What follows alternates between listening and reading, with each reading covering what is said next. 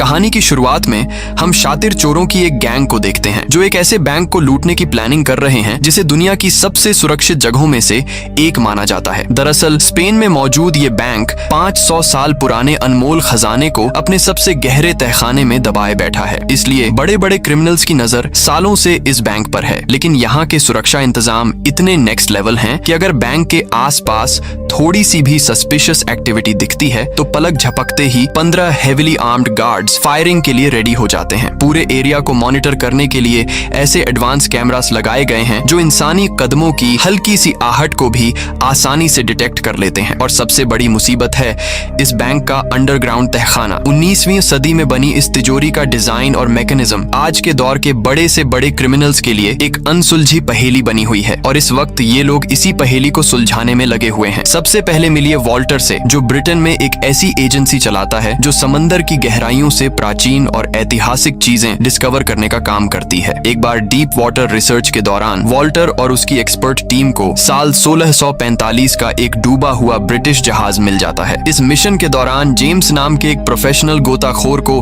पानी के नीचे एक बहुत पुराना बॉक्स मिलता है जिसके भीतर सदियों पुराने सोने के 3 रेयर सिक्के रखे हुए हैं। इन तीनों सिक्कों के पीछे एक बहुत बड़ा मिस्ट्री छिपा हुआ है जिसे जानने के बाद किसी भी इंसान का लालच जाग जाए। लेकिन इससे पहले कि वॉल्टर और उसके साथी अपनी इस बड़ी सक्सेस का जश्न मना पाते, ठीक उसी समय स्पेनिश नेवी के जंगी जहाजों ने उनके पूरे शिप को चारों तरफ से घेर लिया। स्पेनिश नेवी ऑफिसर का क्लेम था कि वॉल्टर की टीम ने उनके समुद्री बॉर्डर का उल्लंघन करके यह खजाना निकाला है। इसके तुरंत बाद स्पेन की नेवी ने वॉल्टर की टीम की सारी कीमती प्रॉपर्टी अपने कब्जे में ले ली। उन अनमोल सिक्कों वाले बॉक्स को भी वहां की सरकार ने सीज कर लिया और सीधे उसी सुपर सेफ बैंक के अंडरग्राउंड तहखाने में लॉक कर दिया। वॉल्टर अपनी सालों की मेहनत की इस बर्बादी को बर्दाश्त नहीं कर पा रहा था। उसकी टीम ने अपनी जान दांव पर लगाकर समंदर से वह खजाना निकाला था जिसे नेवी ने बिना किसी मेहनत के छीन लिया और अब बदला लेने के लिए वो उस बैंक के भीतर घुसकर अपने तीनों सिक्के वापस चुराने का एक मास्टर प्लान तैयार कर रहा है। वॉल्टर ये मुश्किल काम अकेले नहीं कर सकता था, इसलिए उसने अपने ही देश के एक जीनियस स्टूडेंट थॉम को अपने साथ मिला लिया जो बहुत कम उम्र में एक्स्ट्रॉर्डिनरी माइंडसेट का मालिक है। थॉम अभी यूनिवर्सिटी में पढ़ाई ही पूरी कर रहा था, लेकिन उसकी काबिलियत देखकर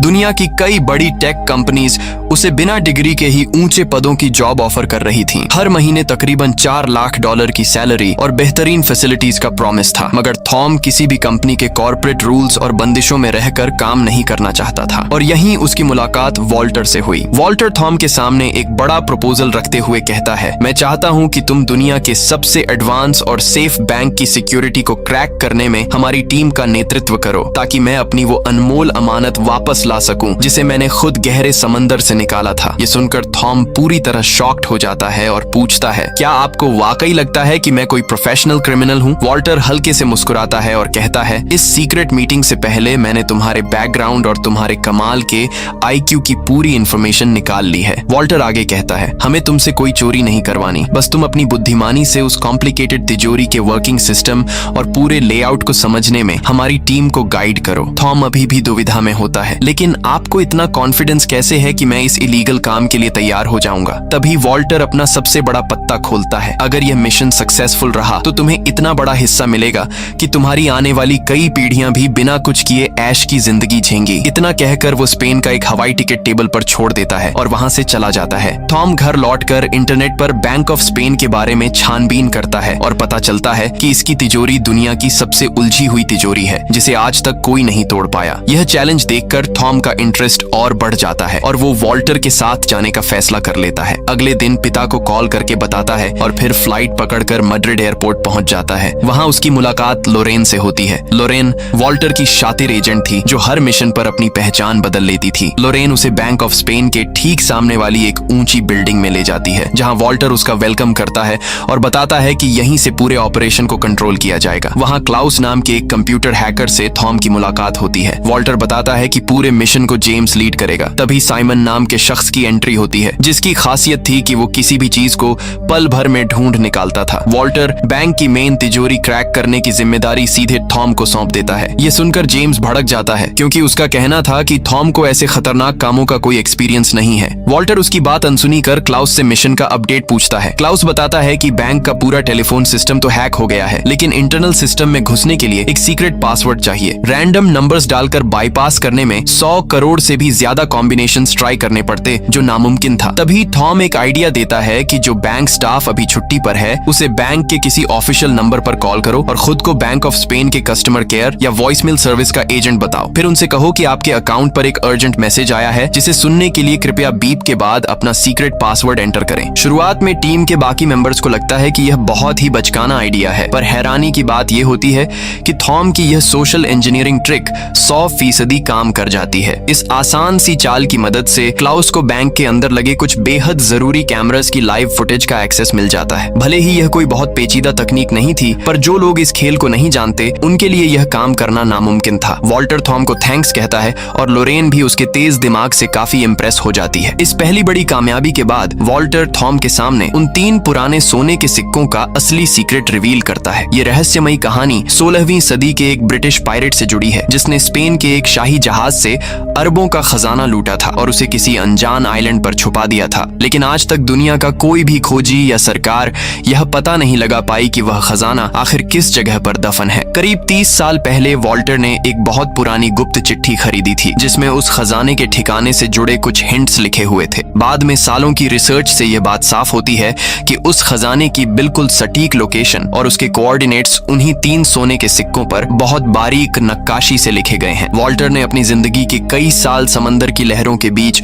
उन कीमती सिक्कों को खोजने में दांव पर लगा दिए थे, मगर अफसोस वही सिक्के अब स्पेन सरकार के कब्जे में दुनिया के सबसे सिक्योर बैंक के लॉकर में बंद हैं। वॉल्टर अपनी टीम के सामने वादा करता है कि अगर यह हाइस्ट सक्सेसफुल रही तो खजाने का एक एक हिस्सा सभी में बराबर डिवाइड कर दिया जाएगा। वह थॉम को यह भरोसा भी दिलाता है कि अगर वे किसी वजह से अनसक्सेसफुल भी रहे तो भी उसकी मेहनत और कीमती समय के बदले एक बड़ा अमाउंट पे किया जाएगा। एक लंबी ब्रेनस्टॉर्मिंग के बाद पूरी टीम मिलकर बैंक के अंदर घुसने का पहला फुल प्रूफ ब्लूप्रिंट रेडी करती है। प्लान के मुताबिक सबसे पहले वे बैंक का स्टाफ बनकर एक इंडस्ट्रियल क्लीनिंग कंपनी को कॉल करते हैं और उन्हें झूठी इंफॉर्मेशन देते हैं कि बैंक के अलार्म सिस्टम में टेक्निकल फॉल्ट आ गई है, जिसकी वजह से कुछ दिनों के लिए साफ सफाई का काम सस्पेंड किया जा रहा है। इसके तुरंत बाद साइमन और थॉम उसी क्लीनिंग कंपनी के फेक एम्प्लॉई बनकर सीधे बैंक के मेन गेट पर पहुंच जाते हैं। दोनों अपनी एक्टिंग इस कदर परफेक्टली निभाते हैं कि वहां तैनात सिक्योरिटी गार्ड्स को जरा सा भी डाउट नहीं होता। वे बहुत आसानी से सिक्योरिटी चेक क्लियर करके बैंक के इंटरनल एरिया में एंट्री ले लेते हैं। दूसरी तरफ शातिर लॉरेन एक आर्ट एक्सपर्ट का रूप धारण करती है, जो एक्सपेंसिव और रेयर पेंटिंग्स की जांच करती है। वह बैंक एडमिनिस्ट्रेशन को यह दिखाने आई है कि वहां रखी हिस्टोरिकल कलाकृतियों को कोई डैमेज तो नहीं पहुंचा है। वह पूरे कॉन्फिडेंस के साथ वहां के चीफ सिक्योरिटी ऑफिसर गुस्तावो से मिलती है। गुस्तावो को उस पर रत्ती भर भी शक नहीं होता, क्योंकि लोरेन को पेंटिंग्स और आर्ट वर्ल्ड की गजब की नॉलेज है। इसी बातचीत के दौरान लोरेन बहुत ही स्मार्टली अपना बबल टी कप गुस्तावो के हाथ में थमा देती है, ताकि वह चुपके से उसके फिंगरप्रिंट्स कलेक्ट कर सके। उधर अपने सीक्रेट बेस पर बैठा क्लाउस सीसीटीवी कैमरास के जरिए बैंक के अंदर मौजूद अपने साथियों की हर एक मूवमेंट को बारीकी से ट्रैक कर रहा है। वह तुरंत साइमन को एक सीक्रेट सिग्नल भेजता है कि वह बिना किसी की नजर में आए बैंक के वीआईपी टेक्निकल रूम में घुस जाए। साइमन बिना कोई टाइम वेस्ट किए वहां पहुंचता है और अपने साथ लाया हुआ एक जासूसी गैजेट वहां के मेन सिग्नल पोर्ट से अटैच कर देता है। इस मास्टर स्ट्रोक से क्लाउस को बैंक के पूरे सिक्योरिटी ग्रिड का एक्सेस मिल जाता है। इसी बीच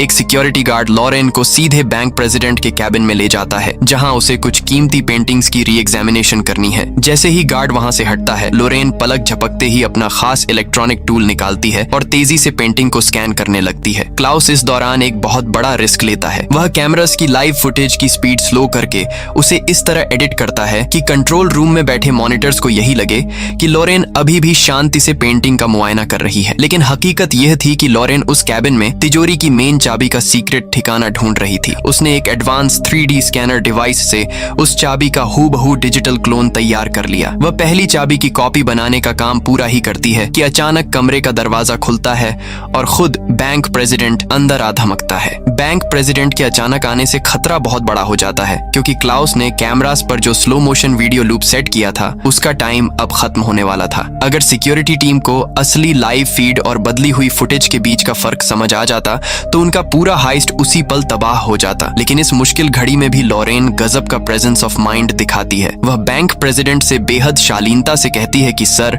थोड़ा साइड हो जाइए ताकि मैं इस आर्टवर्क की एक परफेक्ट फोटो ले सकूं। वह बिना किसी शक के पीछे हट जाता है और लोरेन अपनी हाजिर जवाबी से इस बड़े खतरे को टाल देती है। थोड़ी ही देर में बैंक प्रेसिडेंट उस कैबिन से बाहर चला जाता है और लोरेन को अपना बाकी काम पूरा करने का मौका मिल जाता है। लोरेन बिना एक पल गंवाए फुर्ती से उस दूसरी चाबी को भी स्कैन कर लेती है जो एक दूसरी कीमती पेंटिंग के पीछे बहुत ही चालाकी से छिपाई गई थी। ठीक इसी समय थॉम को एक बेहद डेंजरस काम सौंपा गया था। उसे बैंक के मेन मीटिंग रूम में जाना था और वहाँ टेबल के नीचे छिपकर अपने एडवांस स्कैनर के जरिए नीचे बनी रहस्यमयी तिजोरी की पूरी बनावट और उसके स्ट्रक्चर का मैप तैयार करना था। लेकिन बदकिस्मती देखिए, तभी बैंक के कुछ बड़े ऑफिशियल्स की एक टीम मीटिंग के लिए अचानक उसी कमरे में आ जाती है। अब थॉम के पास सांसें रोककर चुपचाप मेज के नीचे दुबकने के अलावा कोई रास्ता नहीं बचता। तभी वहाँ बैठे एक स्टाफ के हाथ से कुछ जरूरी फाइल्स फिसलकर सीधे फर्श पर गिर जाती हैं। वह शख्स जैसे ही उन्हें उठाने के लिए नीचे झुकने लगता है, थॉम की जान हलक में आ जाती है। लेकिन ठीक उसी नाजुक मोड़ पर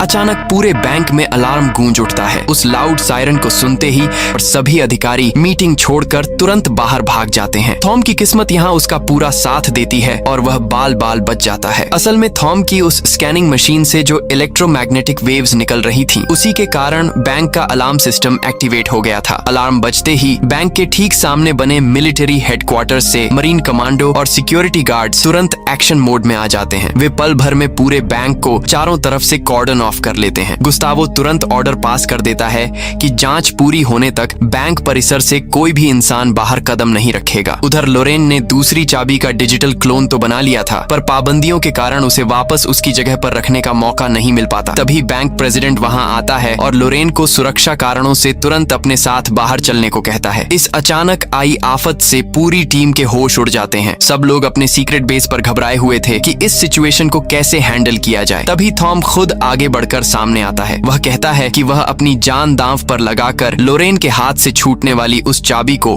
हवा में ही लपक लेगा और उसे वापस तिजोरी के गुप्त स्थान पर फिट कर देगा। थॉम गजब की फुर्ती दिखाता है और उस चाबी को जमीन पर गिरने से पहले ही हवा में कैच कर लेता है, जिससे कोई आवाज नहीं होती। लेकिन जैसे ही थॉम उस चाबी को वापस उसकी जगह पर सेट करता है, तभी अचानक एक सिक्योरिटी गार्ड उस कमरे में आ जाता है। वह थॉम को वहां देखकर कड़क आवाज में पूछती है, तुम इस रिस्ट्रिक्टेड एरिया में क्या कर रहे हो? थॉम तुरंत एक मासूम सा चेहरा बनाता है और अपने कानों पर हाथ रखते हुए बोलता है, ओह सॉरी मैम, असल में मैंने अपने कानों में हेडफोन्स लगा रखे थे और तेज वॉल्यूम में म्यूजिक सुन रहा था, इसी वजह से मुझे अलार्म का सायरन सुनाई नहीं दिया। गार्ड उस पर चिल्लाते हुए कहता है, बहानेबाजी बंद करो और तुरंत यहाँ से बाहर निकलो। उधर कंट्रोल रूम में बैठे गुस्तावो ने बारीकी से नोटिस किया कि अलार्म का सिग्नल सीधे मेन तिजोरी वाले हिस्से से आया था। वह बिना देर किए हथियारों से लैस सैनिकों को नीचे तहखाने में भेजता है, लेकिन वहाँ काफी छानबीन के बाद भी उन्हें कोई सस्पिशियस चीज या इंसान नजर नहीं आता। आखिरकार कोई पुख्ता सबूत न मिलने की वजह से गुस्तावो को मजबूरी में सभी को बैंक से जाने देने का फैसला करना पड़ता है। इस जोखिम भरे काम से सही सलामत लौटने के बाद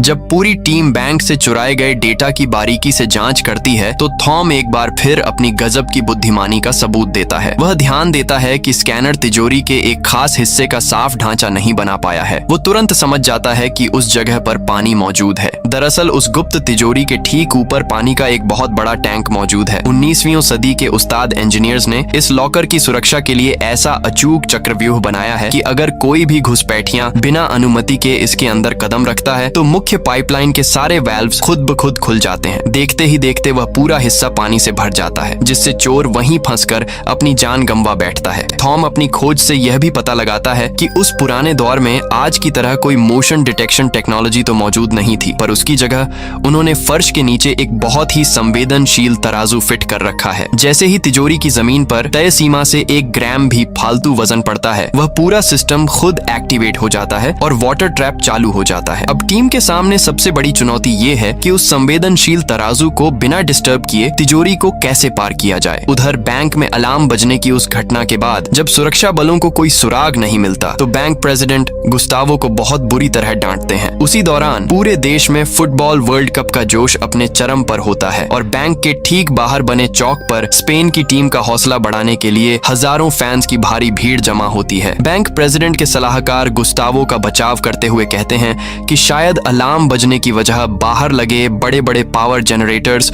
और मैच दिखाने वाली बड़ी स्क्रीन्स का इलेक्ट्रोमैग्नेटिक असर हो सकता है। इसी बीच जेम्स और साइमन अंडरग्राउंड सीवर के गुप्त रास्तों का इस्तेमाल करके उस बड़े तराजू के बेसमेंट तक पहुंचने में कामयाब हो जाते हैं। जैसा कि थॉम ने पहले ही अंदाजा लगाया था, वह मैकेनिकल सिस्टम सिस्टम सच में पुरानी इंजीनियरिंग की एक बेजोड़ मिसाल है। लेकिन अब उनके सामने एक और नई मुसीबत आकर खड़ी हो जाती है। उस गुप्त तिजोरी तक नीचे के रास्ते से सुरंग खोदने के लिए उन्हें कम से कम 15 दिनों का वक्त चाहिए। अगर वे मशीन्स का इस्तेमाल करके तेजी से ड्रिलिंग करते हैं तो उसकी तेज आवाज से बैंक की सिक्योरिटी टीम तुरंत अलर्ट हो जाएगी। वे हर हाल में वर्ल्ड कप के इस खुशनुमा माहौल का फायदा उठाना चाहते हैं जब बाहर मौजूद पूरी जनता और पुलिस मैच के रोमांच में डूबी हो। लेकिन दिक्कत यह है कि फाइनल मैच अब से सिर्फ 8 दिन बाद ही होने वाला है। ये सुनकर वॉल्टर पूरी तरह निराश हो जाता है और मिशन को यहीं बंद करने का मन बना लेता है। टीम के बाकी लोग भी उम्मीद खोने लगते हैं, लेकिन अक्सर बड़ी मुसीबतें ही सबसे शानदार रास्तों को जन्म देती हैं। एक शाम वॉल्टर बैंक के ठीक सामने वाली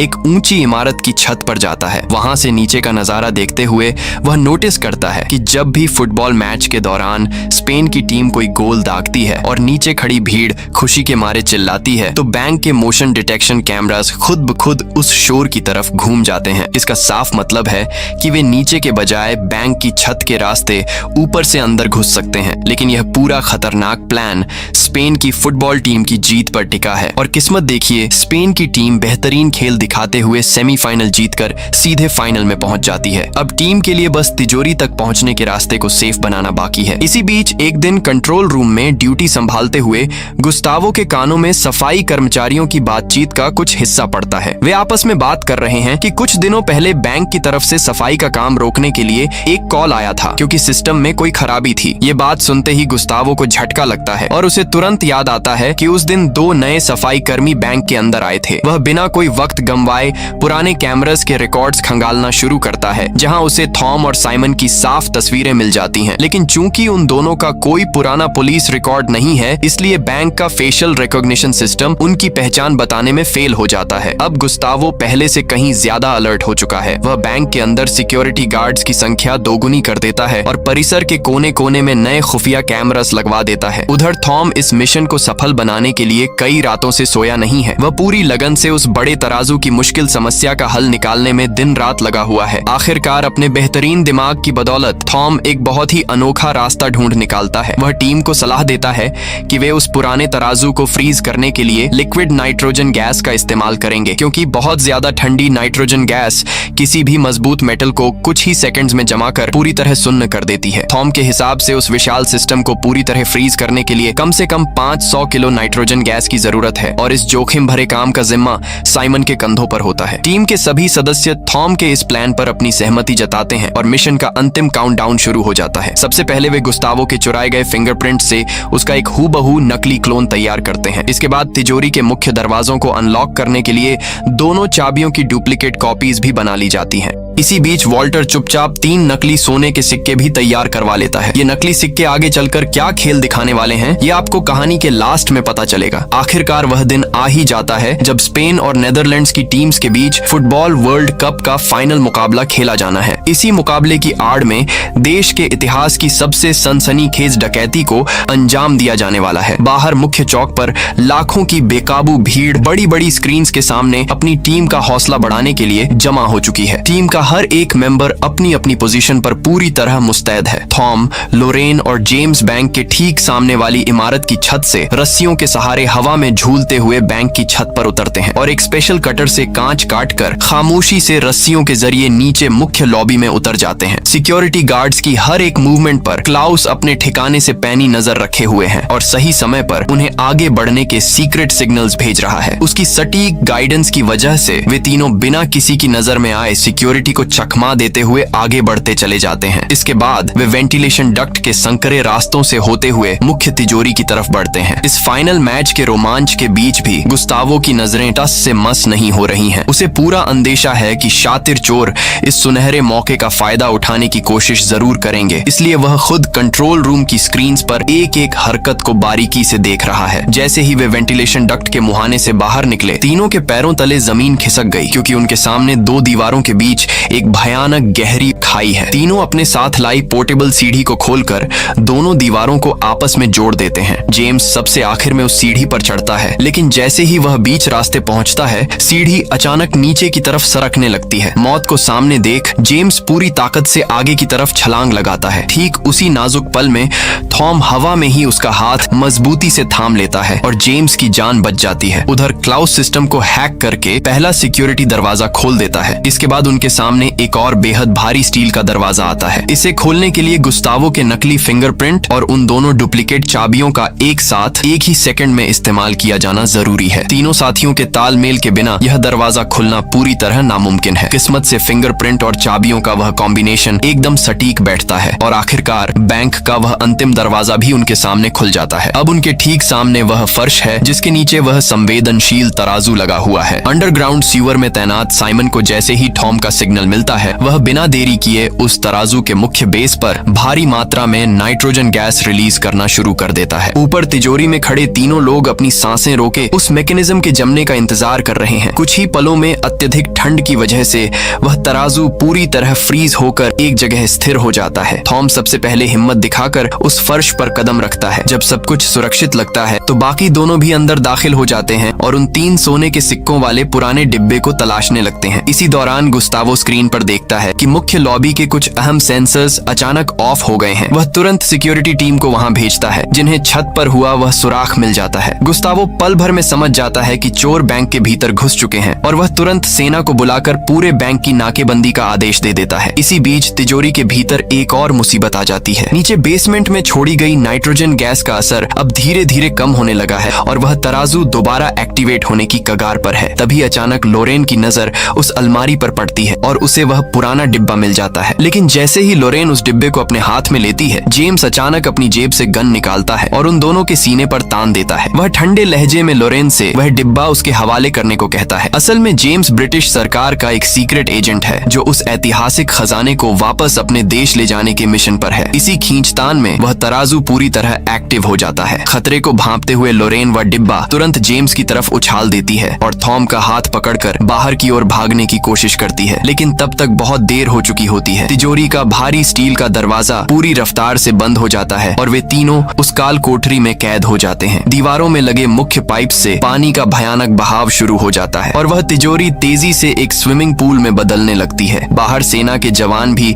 बैंक के गलियारों में दाखिल हो चुके हैं। तिजोरी के भीतर पानी का स्तर इतनी तेजी से बढ़ रहा है कि कुछ ही मिनटों में वहां सांस लेना भी मुश्किल होने वाला है। जेम्स एक प्रोफेशनल गोताखोर है और उसे इस स्थिति का पहले से अंदाजा था, इसलिए वह अपने साथ कुछ खास डाइविंग इक्विपमेंट लेकर आया है। वह पूरी तरह शांत रहते हुए पानी की गहराई में उतरता है और नीचे बने ड्रेनेज पाइप के रास्ते बाहर निकलने की तरफ बढ़ जाता है। लेकिन लोरेन और थॉम के पास ऐसा कोई साधन नहीं है और पानी उनके गले तक आ चुका है। जीवन और मृत्यु के उस आखिरी मोड़ पर थॉम का जीनियस दिमाग एक अंतिम पासा फेंकता है। वह वायरलेस पर चिल्लाते हुए सीवर में मौजूद साइमन से कहता है कि उस तराजू के प्लेटफॉर्म पर जितना हो सके उतना वजन बढ़ा दो। साइमन बिना एक सेकंड गंवाए नाइट्रोजन गैस के उन भारी भरकम खाली सिलेंडर्स को उठाता है और उस तराजू के बेस पर लादना शुरू कर देता है। वजन को मैक्सिमम लिमिट तक पहुंचाने के लिए वह खुद भी उन सिलेंडर्स के ऊपर जा बैठता है। उधर उनके ठिकाने पर बैठे बाकी साथी भी हाथ जोड़कर अपने दोस्तों की जान की दुआ मांग रहे हैं और तभी एक अविश्वसनीय चमत्कार होता है। अत्यधिक वजन पड़ने के कारण तराजू का मैकेनिज्म पूरी तरह लॉक हो जाता है और पानी का वह भयानक बहाव धीरे धीरे थम जाता है। आखिरी कुछ पलों में थॉम और लोरेन की जान बाल बाल बच जाती है। जैसे ही बाहर सिस्टम नॉर्मल होता है,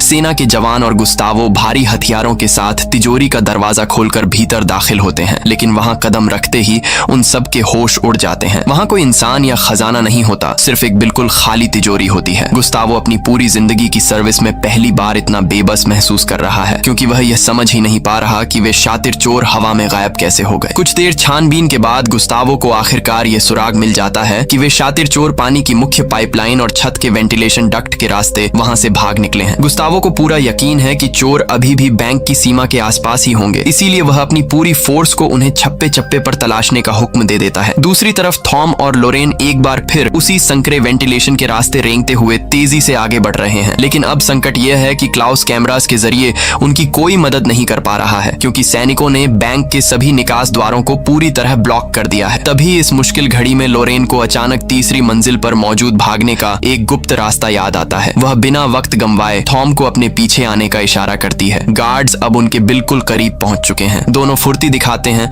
और तेजी से भागकर बैंक प्रेसिडेंट के मुख्य कैबिन में घुस जाते हैं। गुस्तावो को कंट्रोल रूम से यह देखकर लगता है कि अब वे दोनों पूरी तरह फंस चुके हैं और भागने का कोई रास्ता नहीं बचा। लेकिन जैसे ही सिक्योरिटी कर्मियों का दस्ता उस कैबिन का दरवाजा तोड़कर अंदर दाखिल होता है तो वहां का नजारा देख उनके पैरों तले जमीन खिसक जाती है। कमरे के भीतर कोई भी मौजूद नहीं होता। असल में जब लॉरेन पेंटिंग्स की जांच के बहाने पहली बार उस कैबिन में आई थी तभी उसकी पारखी नजरों ने नोटिस कर लिया था कि बैंक प्रेसिडेंट अक्सर वहां सिगरेट पीने के लिए एक गुप्त खिड़की खुली छोड़ देता है। उसी खुली खिड़की का फायदा उठाकर दोनों समय रहते बाहर निकल जाते हैं। गुस्तावो जैसे ही खिड़की से नीचे सड़क की तरफ देखता है उसका खून खौल उठता है, क्योंकि उसे थॉम और लोरेन नीचे मौजूद लाखों की भीड़ में धीरे धीरे गायब होते साफ दिखाई दे रहे होते हैं। वह गुस्से से अंधा होकर तुरंत अपनी गन निकालता है और उन पर फायर करने के लिए निशाना साधता है। लेकिन ठीक उसी वक्त उसका एक साथी ऑफिसर उसका हाथ पकड़कर उसे रोक लेता है। वह गुस्तावो को झकझोरते हुए कहता है, क्या आपका दिमाग खराब हो गया है? नीचे आम जनता की कितनी भारी भीड़ मौजूद है। इसके बाद वह तुरंत सैनिकों को वॉकी टॉकी पर मैसेज भेजता है कि काले कपड़े पहने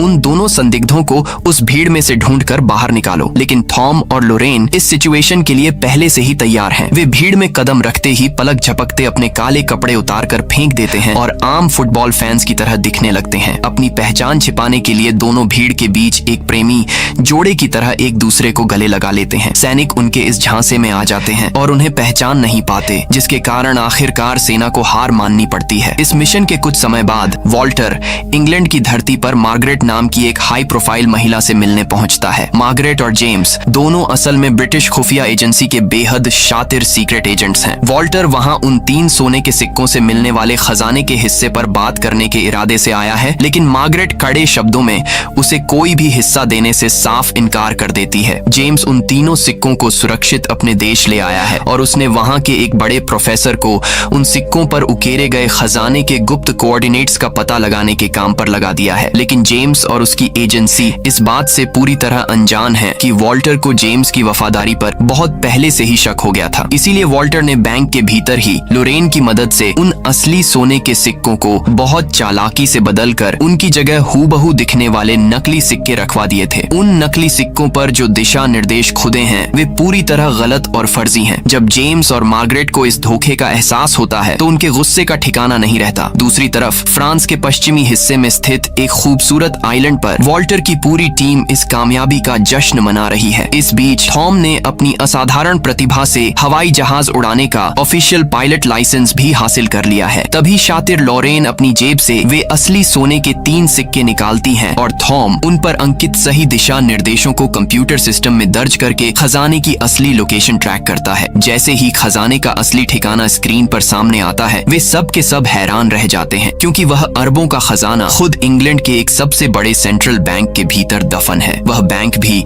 टेक्नोलॉजी के मामले में बेहद आधुनिक और दुनिया के सबसे उन्नत सिक्योरिटी सिस्टम से लैस माना जाता है। अब इन चारों साथियों के सामने एक और बहुत बड़ी चुनौती आ खड़ी हुई है। आगे की रोमांचक कहानी में हम देखेंगे कि इंग्लैंड के इस सबसे सुरक्षित बैंक को अपना अगला निशाना बनाते समय थॉम कौन सी नई और अद्भुत योजना तैयार करता है। तो ऐसी ही और मजेदार वीडियोस देखने के लिए सब्सक्राइब करें आपके अपने चैनल ज़ोरिक्स मूवीज को। और जो स्क्रीन पर वीडियो दिख रही है ये भी काफी मजेदार है, तो क्लिक करो और एंजॉय करो। मिलते हैं नेक्स्ट वीडियो में, तब तक के लिए बाय बाय।